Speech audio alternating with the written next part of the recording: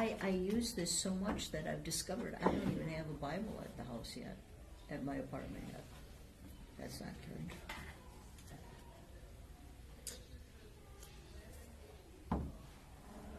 You got a bunch of books over there? Got a bunch of books Over at the the apartment. house. At the house? Oh, yeah, I haven't even gone through that. I've got a bookcase that I haven't even filled yet. There were 17 at choir last night. That was wow. unbelievable. We had 5 sopranos, 5 altos, 2 tenors, and 4 or 5 bass. 4 or 5 basses? Who's the basses? Steve, Mike, Steve and Mike. Greg? I knew Mike S. I don't remember his last name.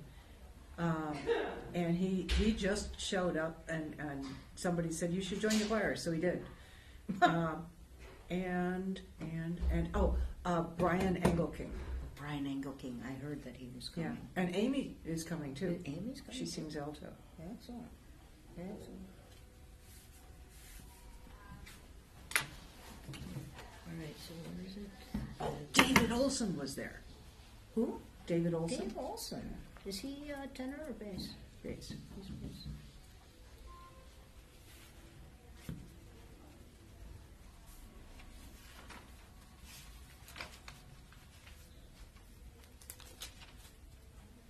I wonder if Rebecca's coming today. I thought she was.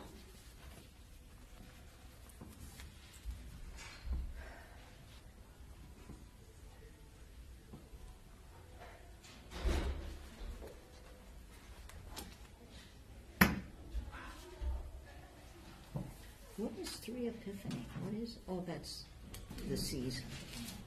Isaiah 9. Is that it? Yeah. Isaiah 9. Isaiah.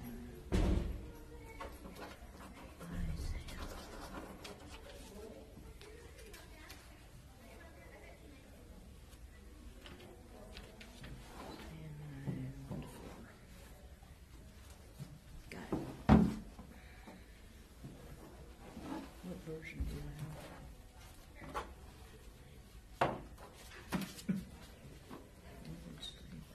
I got that. They handed out Oh, no, each one of revised. the convention attendees when you these Bibles. Oh. So everyone that came representing their congregation got this. Nice. Yeah, it was. You got new Yes. revised.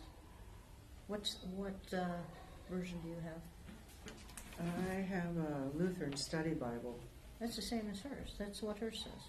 Yeah. So you must have the new revised. It's the same Yeah. thing. She has the hardcover. Yeah. Yeah. Well, I can pick anything, but I've got NIV. That's good. Nice to have variety. Yeah.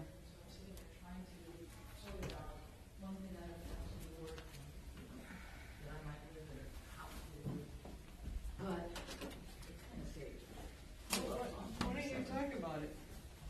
You want me to, but I'm leaving at 10:45. Yeah, I get it. Hello. Good morning. Good morning. Good morning. Is that thing Hello. on? It's on. Yes. Hello, everyone.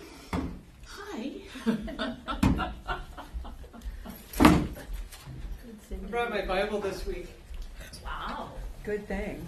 And I borrowed yours last week. It's you kind of bring good this that one? you have Okay, one. yeah.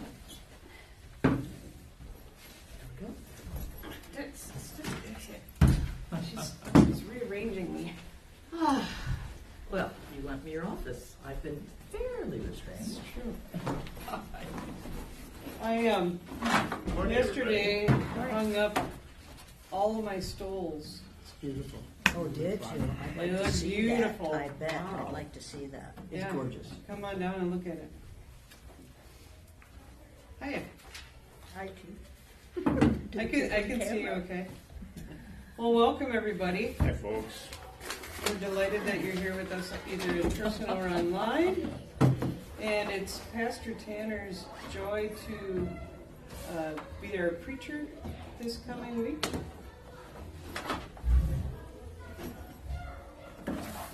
And he did a wonderful introduction on school yesterday. Which was fun. I love this stuff. texts for another. today are marvelous. What's that? The texts for today are They wonderful. are marvelous. I I think they agree. really are. Another snowy day in Minnesota Extremely snowy. and everywhere else by the looks Somewhere of it close as to well. 3 inches overnight. Yeah, Yep. lovely. I I know. think we I probably shoveled got a little this bit more than morning. that down in Hastings, didn't we? It was happy snow. It wasn't horrible. I mean, It's light and fluffy and easy to throw over the rails of the staircase. Which is always nice. Yes, very Mhm. nice. Yep, that will be a project for later today. Mhm. Well, Steve's been out with the snow blower and cleared the paths for the dogs in the backyard already. Bless his heart. Always good. I've been to the airport and back. oh, good for you. Nice. Wow, what are the roads like? It kind of, Summer? say, when you go, you're on 494 and you're gonna go off on 35, that area is not cleaned off well at all. Ooh, and that's a major. Lot of, that's major. Yeah. Lot of cars in the ditch. Some, they went in last night. Yeah. Yeah. Just And that some, area. that they are way too fast because they are way, way down there. Mhm. Mostly just wet, but little Yeah. patches of Yep, all the fun. So, yep, but I made it. well, we are going to be digging into. I'm glad that you made it. I'm glad that you're with us. Thank you. That's great. We're going to dig into the text for this third Sunday after Epiphany, as we march our way right through this season after Epiphany, on toward Lent already. And we're going to begin with Pastor Rebecca. We're going to start with Isaiah chapter 9, yes? I see you Yes. have a giant book. I have a giant book This is gonna be because great. having walked the hills of Zebulun and Naphtali, when I read this, oh wow. Sandy, did... 1 through 4. Yes, Wow. actually I'm going to stay with 1 through 4. You are, okay. And I didn't bring my little alarm clock with me, but I was tempted to. I have a timer set. But I have to leave at 10:45. I have grandparent duties, so. Okay. So I'm delighted to get to start, and also really making it strange. Tanner, I would like to start and have you read verse 1, Jules verse 2, and Joan, if you would read verse 3, and Belva, do you want to read verse 4? Sure. That would be wonderful. Loud and clear and strong. We're going to start out actually reading the text. All right. Weird. I know. What a time. Yeah. All right, Isaiah chapter 9, verse 1. But there will be no gloom for those who were in anguish. In the former time he brought into contempt the land of Zebulun and the land of Naphtali. But in the latter time he will make glorious the way of the sea, the land beyond the Jordan, Galilee of the nations. The people who have walked in darkness have seen a great light. Those who lived in the land of deep darkness, on them light has shined. You have multiplied the nation. You have increased its joy. They rejoice before you as with joy at the harvest, as people exult when dividing plunder. For the yoke of their burden and the bar across their shoulders, the rod of their oppressor, you have broken as on the day of Midian.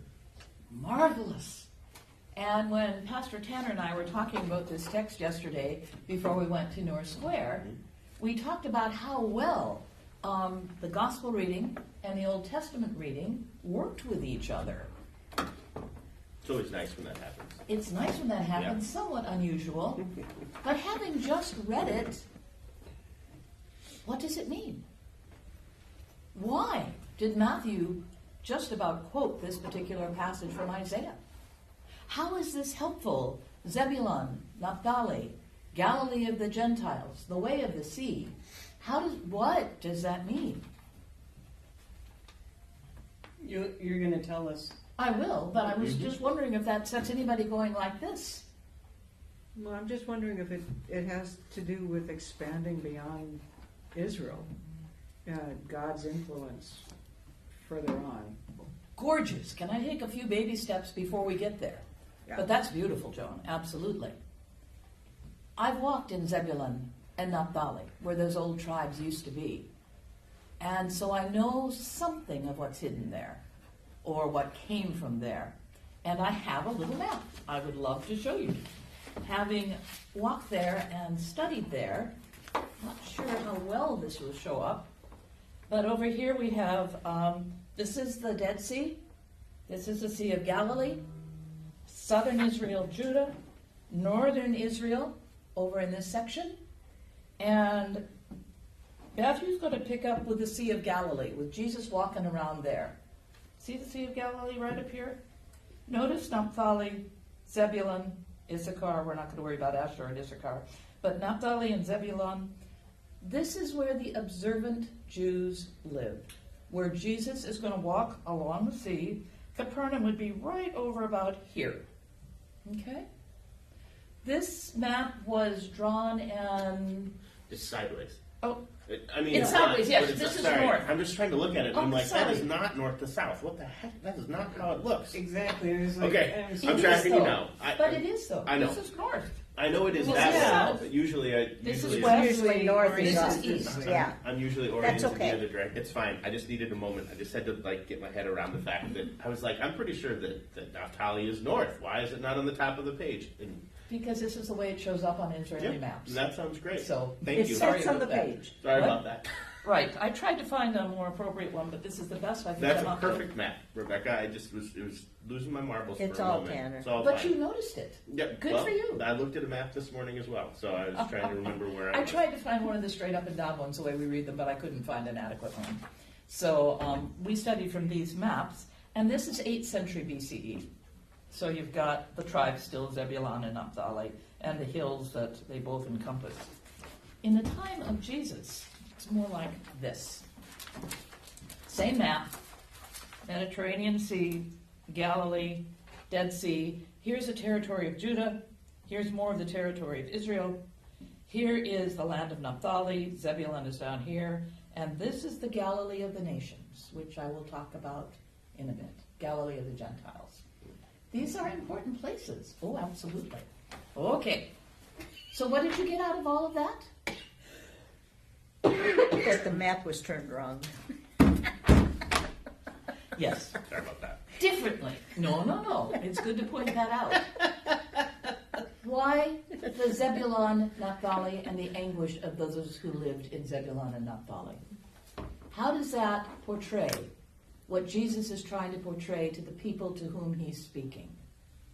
Anguish, Zebulun, Naphtali. That will connect with everybody who's listening to him, because that's part of their history.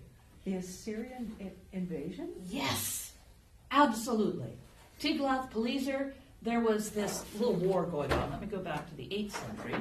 And in the little war that was going on, the folks in, I unmarked it. But the folks in Judah were paying tribute to Assyria. The folks in Israel, northern Israel, and Aram Damascus decided not to in a time of difficulty. They were going to fight a war with those folks, and it didn't work. What happened to them is that the Assyrians came down. Remember, Isaiah is all about the Assyrians are coming, and by golly, they came. And they wiped out the northern kingdom and most of the southern kingdom. So those that lived in Zebulun and Naphtali are hurting, and they're going to hurt more. And I've lost my place. Galilee of the nations. All right. Anyway. Can you remember where Zebulun and Naphtali? There we are. This is not as pretty, but this will work. Sea of Galilee, Zebulun, Naphtali, encompassing the hills. The Assyrians came down and wiped out all the people. More importantly, what is the way of the sea? Why does that matter? Even before the Assyrians. Here is Israel along the seashore. There's passage. And right here about Dor, the big route comes up here and goes through Zebulun and Naphtali, and then ways north. North is over here. The armies of the world passing between Egypt and Europe, Asia, came by the way of the sea. It was the only way you could travel with camels or horses or big carts, is to take this wonderful path called the Way of the Sea that comes away from the Mediterranean up through Zebulun and Naphtali to Europe and Asia from Egypt. There's alligators there. There's all sorts of devastating things. That was the surest path. There's also, as you go through here, the Jezreel Valley, the richest farming territory in the world. Mm-hmm. And so the armies could feed themselves going through. What if you're a farmer in that area and you don't want them to eat you up? plundering. You die. The daughters of my people are those that didn't have the right to go into the walled cities. So there was a lot of death. There was a lot of despair, especially the way of the sea through Zebulun and Naphtali. So it was a terrible thing for those to go. Daughters of my people, the poor. Galilee of the nations, what's that all about? Well, they lived in this area, did the observant Jews.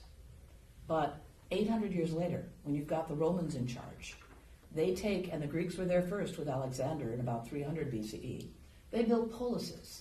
They built large hippodromes. They had wrestling in the nude. They had ham sandwiches. You had to enter through Zeus's lake to go into the big stadiums. It's no place for a good Jewish boy or girl. What was the first thing? Galilee of the nations. No, that, yeah. Polises. Oh, Yeah, what is that? a polis, I'm sorry. Minneapolis. A polis is a Greek city built with the Greek temples. I knew We've that. got Minneapolis. And that's where you'll find all the good stuff, the wrestling and the nude, et cetera, And there were In 10 Minneapolis? of the Probably. in the policies. We could maybe find it if we look, and I'm not going to. In this area of observant Jews, circling them are 10 huge Greek cities that the Romans took over. So Galilee of the nations. You've got Decapolis? Galilee. Oh yeah, exactly. Decapolis. Decapolis. All the policies. All the Yeah. cities are policies. All the Policies. policies. So you've got the observant Jews, the place of worship. Glad we're saying. You've got the Greeks who came in, and then the Romans who came in the time of Jesus. You've got the way of the sea where the armies of the world march through. Zebulun and Naphtali are in trouble. They have a history that is difficult, a history that is almost terrible, because the armies going through the Jezreel Valley are going to kill anybody they want to get the food they need to. So what is this all about? The people Jesus is talking to know well. Oh, they know him. He's not only repeating their history, he's repeating his history. In the mountains of Zebulun and Naphtali is a little village called Nazareth. And he's going to go from Nazareth up to Capernaum, which is over here. And as he's speaking, all these words that Tanner will lead us through, the people understand their history.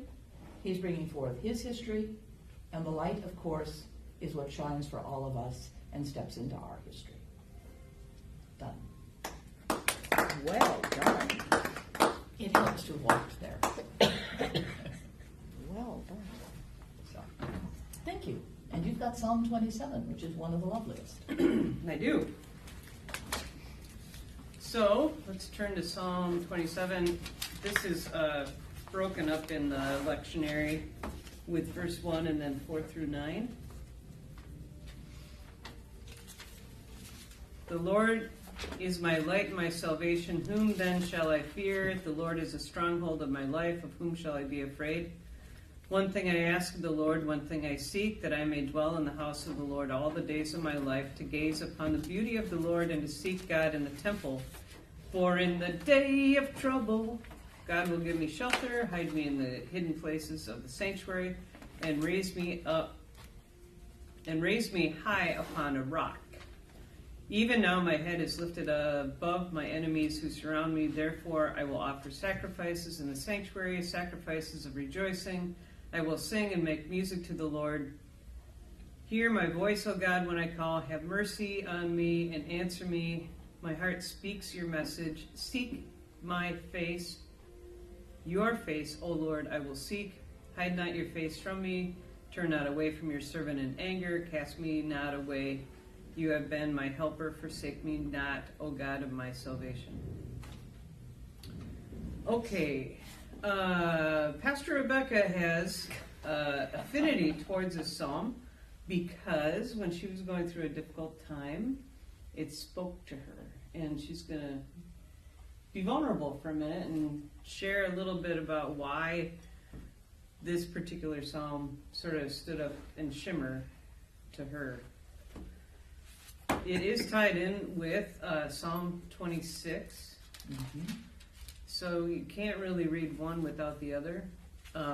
It has a certain pattern to the overall psalm where it begins and it ends with trust.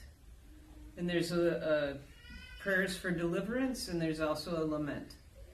So it's got a nice smattering of what represents a lot of the Psalms. Fantastic. Had I known, vindicate me, O Lord, for I have walked in my integrity. That starts Psalm 26. I only learned Psalm 27. Having lived in a French-speaking country for a lot of years, I tried to hold my French in America by memorizing some of the Psalms in French. Fortunately, I had memorized Psalm 27. And because I am a divorced woman, my interview approval just before they would allow me to be a pastor was not comfortable. And finally feeling a little bit besieged by all the questions coming at me, and I wish I'd known verse 1 of Psalm 26, I remembered the 4th verse of Psalm 27, but I hadn't memorized it in English. I'd only memorized it in French. And so I'm struggling to answer, to stand up for myself, using the 4th verse, but having to translate it in my head into English. So it was sort of slow, and I felt very awkward. But here it is in English. One thing I asked of the Lord that I will seek after, to live in the house of the Lord all the days of my life, and to behold the beauty of the Lord, and to inquire in his temple. The call of God to become a pastor, starting not in the hills of Zebulun and Naphtali, but down in southern Judah, where it first came to me powerfully. I was able to pull that out of my mind and do this crazy rapid-fire translation, give that to the committee as, this is who I am, this is what I'm looking for, I can't do anything else. And I don't know if it was my hesitation because I can't translate that quickly, or what, but they finally did approve me. And at least that gave me some of myself back, so I could face them a little more easily. Can you do it in French for us? No, not any longer. I'm losing my languages, which is why I go back to them desperately. Mm-hmm. Yeah, if I had the text here in front of me in French, but I can no longer remember it. Thank you. All yours. Thank you. Mm-hmm. That process is not a kind process. Was it kind for you? The That approval last process? approval essay? Oh, it's always challenging. It's supposed to be to some extent. Yeah, I think Is that... it different for a man than a woman? Oh, for sure. It's different for every person Yes, who goes absolutely. through it. Yeah. It's different for every candidacy committee. It's different for every generation. It's different. So it's not a gender. It, don't think. It depends on who you. Who I you mean, my seminary experience is different from yours in the sense that over 80% of the people who I went through candidacy with are women. Over 80? And Wow. Wow. I was the only, what they call pipeliner, which means I went directly from college into seminary. Everybody else in my seminary class was a second career person. So, in terms of age and gender dynamics, my seminary experience and the seminary experience of many people now is significantly different than in previous generations. So, things have shifted greatly within the church in that sense. and I moved right in from college, right into seminary, as I mentioned last week in the sermon. And you were second Much career. later, very much so. But we were in the same class. Yes. And I think Luther was sort of known for it was very critical when we went through. And even talking to students now that I serve as professor for, just the conversations we have are much more gracious and warm and open and inviting to explore and get curious instead of being highly critical and shaming. It's been really interesting. And I didn't have that experience at all at LSTC. It was very affirming, and I loved doing my work there because it was not should, ought, and have to. It was like, have you explored this area, and where would you change up this other piece? And that's kind of how we teach our interns, is to be able to say, what's working for you, what's not working for you, especially when you come to preaching. I think this idea of trust, prayers of deliverance, and lament, In fact, it was very funny because I was thinking about lament and how important it is to have lament and to be able to cry out to God and just be frustrated and open and just kind of letting it all out. And then the post office guy came in with this package, and I kept looking at it going, I know that doesn't say lamentation. And it was a laminator sheet. And I kept like reading it wrong. It's funny. So there's a lot of, in Psalm 26 you get things like salvation, adversary's heart, rise up, seek, hide. You get those same things repeated throughout this whole text. So it's worthwhile to sort of sit with Psalm 27 and just read through the whole thing instead of the piecemeal version that we get. Thank you. Because I would say that there are many songs that come from this psalm, and one of them I think is the most important one is the last verse. Wait for the Lord. Oh, yeah. Be strong, take heart. You know, that beautiful taze sort of, that it allows you to sort of, I don't know, the first time I heard that song sung in taze, I was in my internship site out by Portland, Oregon, and my friend Patria Malone invited me over, and she said, all you need to do is bring a bowl. So you bring your own bowl, and they had these soups on, and you fill up your bowl with this soup, and then they had this real thick rye bread to dip in. And then after everybody had eaten, you just sat on the floor. There was a violin, there was a guitar, and there was a keyboard that wasn't plugged into any kind of speaker, so it didn't like pull everything over. And we sang through the Taizé service, and I can just remember hearing that last song, Wait for the Lord, because I was so lonely during my internship. I didn't know anybody out there. And Patria just sort of scooped me up and set me down, and I can just remember feeling the tears just roll down my cheeks like, oh, this is church. You can do it. You know, it was that, and they didn't cut those songs off. You know, we sing them 3 times through, maybe sometimes 4. But this is like 10, 12, you know, over and over. And with 20 people sitting around the room, it just sort of felt like that synagogue kind of, that round, in the round, and then all of these different voices coming in these tight harmonies, and it just sent chills down my spine. But I love that very last song, the very last verses. I believe that I shall see the goodness of the Lord in the land of the living. Wait for the Lord, be strong, and let your heart take courage. Wait for the Lord. I know that, and I know it well, but until you mentioned it, didn't see now, looking at Matthew and Isaiah, how gorgeously this ties them all in. Because precisely that's what's going on. Well, I don't know that because I haven't read the gospel yet. So I'll pass the baton over to my dear colleague here. Are you all set? Yeah. All right. I mean, is there anything that you'd like to add about that? Mm-hmm. You're kind of focusing on Matthew, aren't you? Mm-hmm. Yeah. So we're going to move to Matthew chapter 4, verses 12 through 23.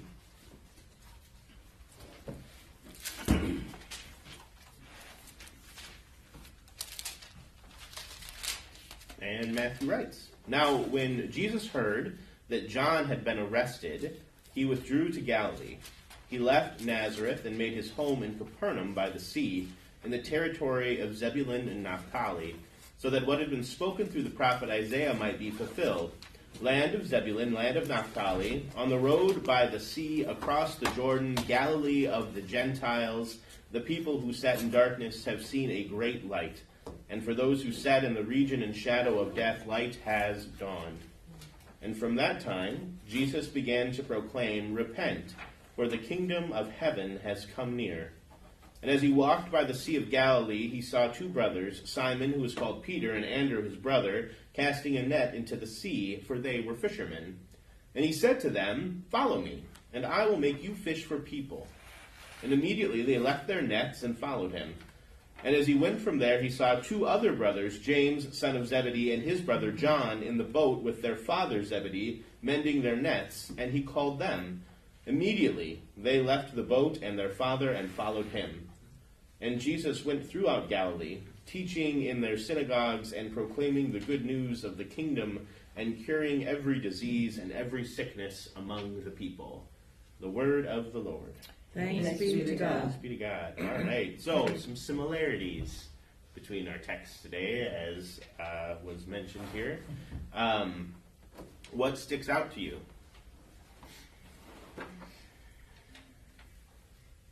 There's a lot of echoes. A lot of echoes. A lot of echoes. Verse 16, isn't that in the Messiah? Oh, yeah. If you keep reading Yes. in Isaiah 9, we stopped at verse 4. You get all the rest of the Messiah, All though. the messianic prophecies All follow the rest of very it. shortly thereafter. Yeah, yep, absolutely. And this text is kind of an in-between text. I mean, prior to this, we have Jesus' baptism and temptation, and then after this, we get many weeks of the Sermon on the Mount. And so this is like a little blip in between this week, but it's so important because it sets the scene in so many ways for what's to come. Matthew's gospel is probably, of the synoptics at least, the most concerned with the Gentiles, and the most inclusive of those who are not the chosen people of God, who might also then become the chosen people of God. And so this text, in terms of Jesus starting his public ministry, sets the scene for that narrative through the rest of the Gospels as well. Because we start in the land of Zebulun and the land of Naphtali, which, as Pastor Rebecca mentioned, was not a part of any of the original Jewish states anymore, right? So you have the northern kingdom of Israel, the southern kingdom of Judah, and what's left of the southern kingdom of Judah at this point, because everything else had been conquered by the Assyrians in the 700s. 732? Yes. Is that right? All right. Well, that's when Tiglath-Pileser came down. Okay, good. That popped into my head this morning, and I was not sure where it came from, so I was hoping that was reasonably correct. Sometimes the dates stick with me. My Hebrew professor would be proud. That would get that. Well done. She would be thrilled. But he enters into this place, and what I think is really interesting right off the bat here is you have Jesus hearing that John has been arrested, withdrawing to Galilee, and then leaving Nazareth and making his home in Capernaum, right? So what this text reminds me of is the story of Joseph, Jesus' dad, right? Who, when they came back from Egypt, planned to settle in Judah, found out that it wasn't really safe, and then took his family north, right, to be refugees in Galilee of the Gentiles. And so you have this lovely echo in Matthew's gospel that you don't get anywhere else because it doesn't really come up anywhere else, of Joseph and Jesus doing very similar things with their lives based upon who's in charge and what's safe and what's not. I don't think I would have picked that up before. I just think it's really interesting that is there. It has very little else to do with the text, but it's just kind of funny that It's gorgeous. he just moves, it's like the one, those random things that you pick up from your parents and you look back and you're like, oh my gosh, I'm becoming my father. Yes. Right? Like at some point in time, he had to have been just like sitting outside a coffee shop in Capernaum and going, oh my gosh, I'm my father. Not that father, the other father.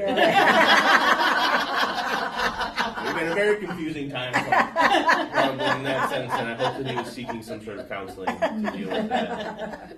They had coffee shops? I hope so. Yeah. I'd imagine they did. It's quite delicious. Why not? All the coffee that I've ever had from the Middle East is quite delicious.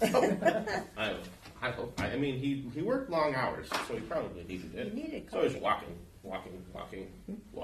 It's a long way to go to Nazareth and and it's then hill Capernaum by country. the sea. It's very, Yes, too. very Oh. hilly. Yes, Yeah, very very. hilly. Yes. Sorry, I digress. It's okay. What else do you see? Are there bits and pieces that you want to draw out? I get caught on that phrase, the kingdom of heaven has come near. Mm-hmm. Yeah. Okay, so are we talking 3 feet, 6 miles? I mean, what's near? What's I don't near? get it. Yeah. It never seems to arrive, it just near. Well, if I'm 3 feet from you, have I arrived where I'm supposed to be? I don't know. I mean, if I'm coming to see you and I'm 3 feet away from you, Yeah, you would Okay. be. theoretically, I Yeah. mean, 6 Yeah. feet is actually close enough according to the CDC. Yeah, So, exactly. you know, we don't Exactly. need to be much closer Yeah. than that. Yeah. You don't want to be 2 inches, that's for sure. Right, that seems No. too close. I mean, I think that the it's not so much a distance. I've always just understood it as a here and now, Oh, as a time, not necessarily a location. That the kingdom of God, which is John's version versus the kingdom of heaven, which is it's not a difference between kingdom of God and kingdom of heaven. It's just it's going to be a lot easier for good Jewish people who don't say the name of God to say Exactly. heaven instead Right. of God. But for that to have come near, I always have viewed that as a time thing and not a location It's thing. come now. This So is the it's here and here. now, the present Yes. tense sort of thing. Now and not yet. Yeah, well, we're Lutherans, so we can be both and. And on that, I've always seen it as the person. For Jesus is speaking. Jesus I'm is here. the kingdom of God. Yes. Come near. Whether physically or metaphorically, for me, it's always been in the person of Jesus, the light Mhm. that is now a person that is God. And yet, John the Baptist also proclaimed the same message, Oh, yes. and he was not the kingdom of Not God. the kingdom Okay. of God. But But he pointed said at it. that, But yes. pointed at He it always really, points. really effectively, right? Yeah. And I think it's also useful to see that in all of the Synoptic Gospels, Jesus' ministry follows immediately behind John's, Yes. but it doesn't start until John is arrested. I don't know if I caught that before either. Yeah, he does. The start of For Jesus' Matthew, anyway. for all the For Synoptic all of them? Gospels. Yep. So Jesus' ministry does not start until after John is arrested. And I mean, you can think about that in a number of different ways, but I think that if you pop that into even just more modern context, how much more traction did the civil rights movement get after Martin Luther King Jr. was assassinated? So much more. So much more, right? How think about how much more the civil rights movement of the last 5 years changed after George Floyd was murdered, Yeah. Yes. right? Like there are tipping points in the scales of justice that tend to tip after a major injustice is done upon a major public figure, right? That become this thing, right? So Jesus' ministry doesn't start until something big happens in his life, right? And that big thing that is talked about in all of these Gospels is John is arrested. When John, who was proclaiming this message, when John, who was the voice in the wilderness, when John was baptizing, when he is finally out of the picture, all of a sudden, Jesus is like, "Oh crap! I guess I'm up." You know, like something's Yeah. something's got to happen, right? There's a void that needs to be filled, right? And I mean, we see that to some extent, even in the Hebrew scriptures, when the prophets are killed or removed, is when we see a new prophet come in or a new judge come in, right? I mean, it's not necessarily immediate, but when these voids happen in leadership, whether because the leader is killed or because the leader is incompetent, which is more often what it is when a new voice of God comes into the picture to try to be the correction to the injustice that is taking place. Well, Pentecost kind of fits that then too. Absolutely. Right? 10 days after the ascension, right? All of a sudden the Spirit shows up and 6,000 people, not including women and children, receive the Spirit, right? Like, absolutely. Absolutely. I hadn't thought about that. Did see you that see over and over the rainbow thing job. in your office?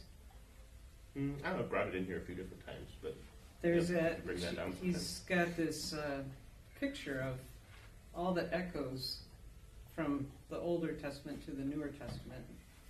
And the it old to creates- old and new to new, and yeah. Creates all of these connect. It's just a really pretty Mhm. pattern of. Lots and lots of echoes back and forth in these stories, and ideas, and themes that come across.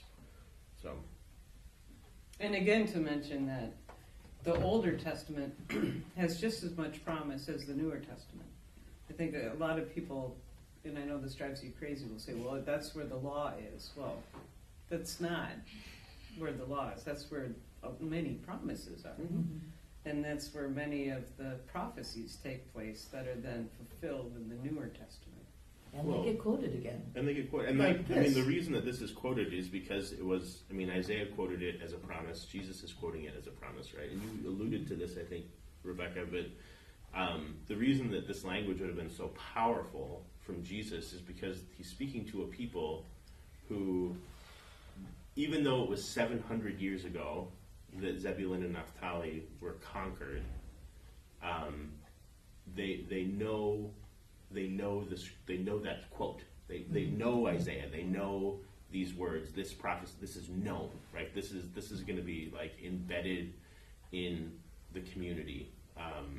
DNA. It is. It's right there. It just like all local traumas and legends and things become embedded in who people are in any given area, right? There are things that become sacred because it's so part of what your history is. And so him quoting this is not only drawing their minds back to that time of Assyrian conquest, but also saying it's happening again as they are under Roman conquest, right? So the Romans have come in and done the exact same thing that the Assyrians had done. And Jesus is quoting Isaiah, right, and saying there's light coming, there's hope coming into this. And so they would have immediately associated Jesus with this fulfillment, right? With God coming in and doing what God does, which is fulfilling God's promises to God's people.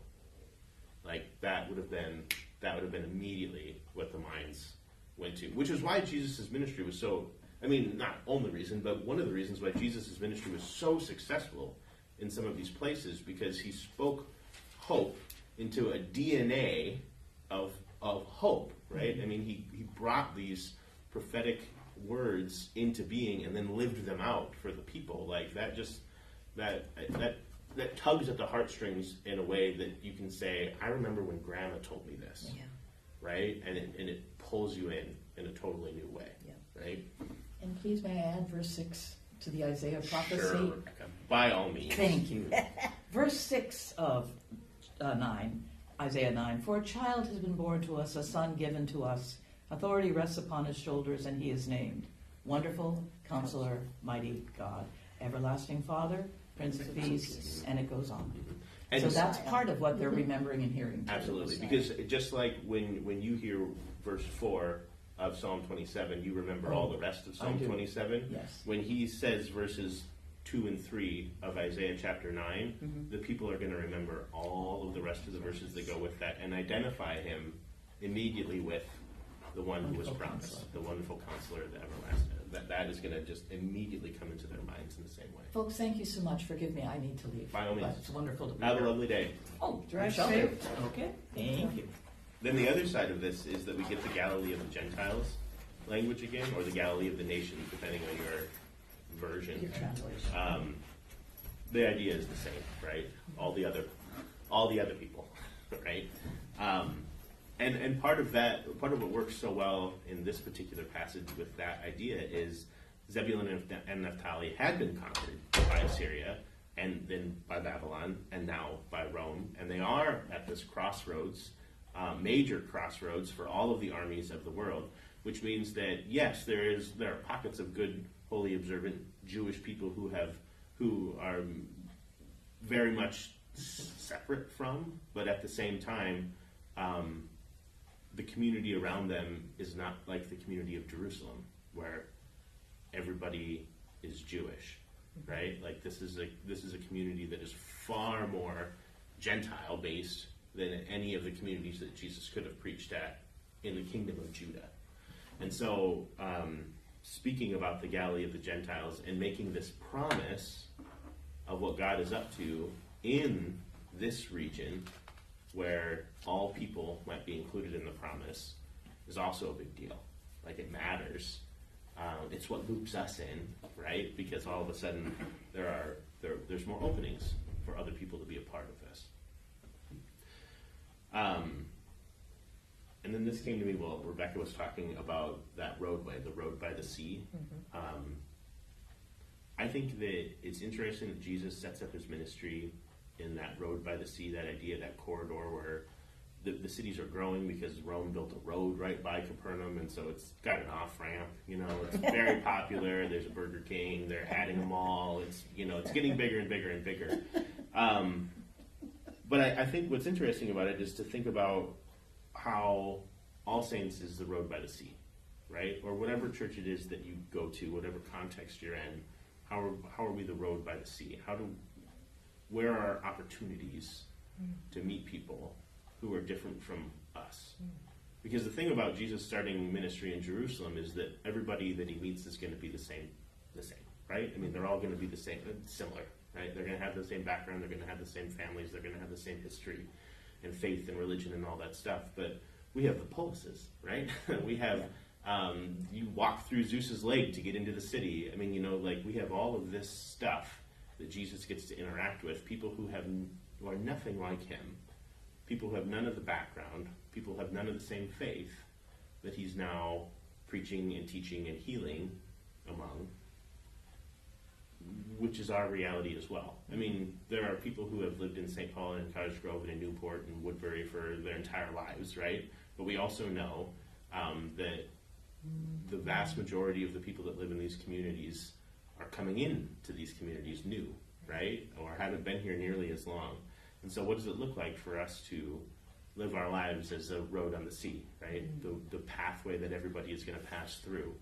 And then do ministry with that in mind, as opposed to doing ministry only for the in-kin. Because Matthew's gospel especially makes it very clear that the in-kin are not the only ones who Jesus has a mind for. That the gospel, that the promises of God are for the Galilee of the Gentiles, for all of the people. And that radically changes this message and radically, of course, expands the promises to far more people all of a sudden. So what does that look like?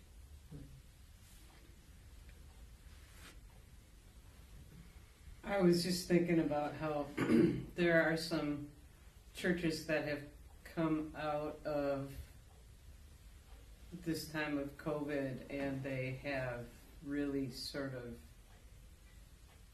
become insular and trying to protect their core group. And when churches don't have a mission that's looking out and it's all about taking care of the in, they don't survive very long, because everything about this is missional.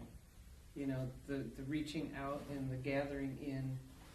And I guess I'm thinking about that because we have New Member Sunday class this week, and I imagine, we've got people from all different walks and people that have found this place, some because it's RIC, some because their church did dissolve because it was, looking inward just at their people, and they know that they needed to rebrand and do other things and heal from that as well.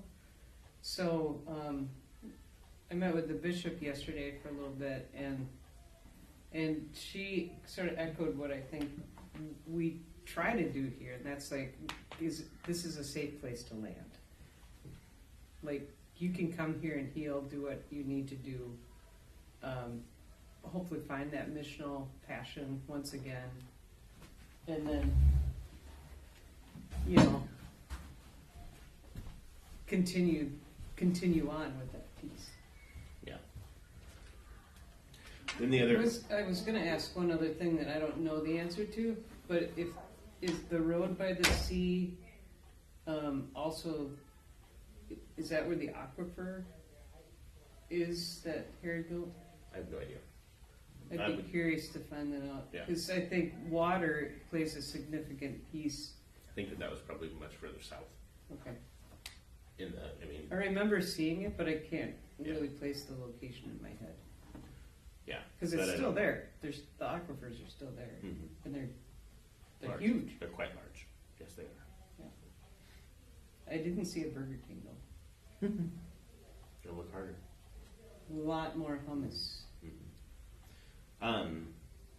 Joan, the other part of what you were asking about the kingdom of heaven coming near, I think it's useful for us to remember that the next piece of this is the Sermon on the Mount, right? So when Jesus proclaims that the kingdom of heaven has come near, he then immediately goes on to the Sermon on the Mount and the blessings, right? And so So it's sort of these are the gathering all those characteristics people, of. yeah. I mean, I think that that's part of it, right? Like the start of Jesus' ministry is echoing the call of John, and then immediately expands that call out so much more with that first sermon, and what he is proclaiming and to whom he is proclaiming it to. So, Well, and then after the Beatitudes, you get the salt and light again. Then you get the law and the prophets concerning anger, concerning adultery, concerning divorce, concerning oaths, concerning retaliation, and then love for enemies. Launches into concerning almsgiving, fasting, prayer, treasure. It's just like you know all these. You remember the laws. Here's my take, which is I think pretty cool. well, and then I mean, even before all of that, then you get these calls too, to these four guys who are not in Jerusalem, right, and not in the synagogue, and so not part of the usual crew of people who would be called by a rabbi, but fishermen who are very much embedded in the empire of the day, because everything on land and sea is controlled by the empire, and so they live within the context of whatever is controlled, right, and how that works in the industry and the capitalism of the day, and they're pulled away from that. I mean, so there's so many bits and pieces to this passage that they're trying to get kind of packed in here between the baptisms and then getting into the Sermon on the Mount. But like, it's good to remember though also that like this call story that exists right here is important, because it sets the scene for who else is involved in the ministry of Jesus, right? Not only is Jesus proclaiming radical welcome to a ton of different people who wouldn't usually be included in that, but then his closest buddies and first followers are people who wouldn't usually be included as followers, as disciples, right?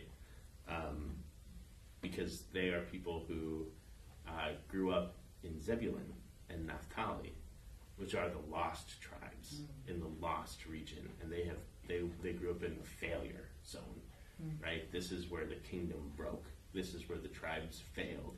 This is where the promises of God have not yet come true, and so we don't talk about them, right? Like the temple is here, and then there is the darkness, the land of failure, right? And so it's from those people that Jesus draws his first disciples, the people with the history of not making it. I would like to know what was going on in their heads when they agreed to this. I just can't fathom just making such a radical change instantly. Yeah, I had seen a suggestion that they had been, in a sense, disciples of John, and with his death, they were sort of freed to go home and lick their wounds. And having seen Jesus with John, then recognized him and said, "Oh yeah, this is we want to get back into it." And there are different. I mean, the Gospels present a different portrayal of the disciples in their call stories every time, right? Like we hear in the other Gospels that, oh, these were the disciples of John, and they came and they asked him questions, and then they followed him after. Yeah, so we get that too, but that's just not the case in Matthew's Gospel. That's not how he chooses to present the story. And so I agree with you. Like, I think this is, because it's not just, like, oh, I'm going to get up and I'm going to follow this guy. This is loss of family. This is loss of inheritance. This is loss of security. This is profession. I mean, all of the various things that all of a sudden you just drop and you walk away from. Like, but I think that the point to it is that what Jesus is doing in this moment, in the midst of an occupying Roman Empire, is saying things are going to change.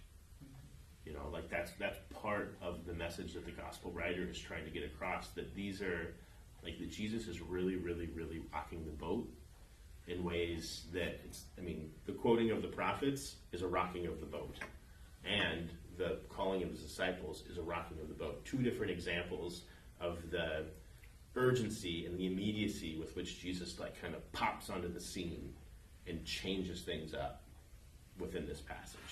Two very different examples, but two examples of what essentially leads to the same thing, and that is that things are going to get changing, and that when God's kingdom breaks into the world, that changes things in a really radical way for people really, really quickly.